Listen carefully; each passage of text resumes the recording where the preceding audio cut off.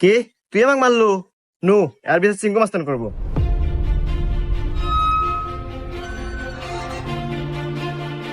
চিঙ্কু মাস্তান ও আমাকে একটা থাপড় মারছে, আর বিচার দেন।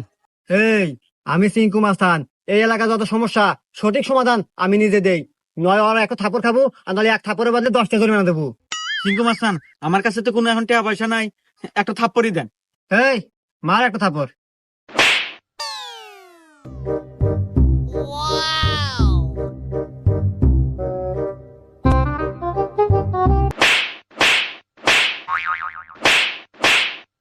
এই যে আমি এখান থেকে যাওয়ার সময় 50 টাকা পরে পাচ্ছিলাম, তো ভাবলাম যে এখানে খরচ করে দিই।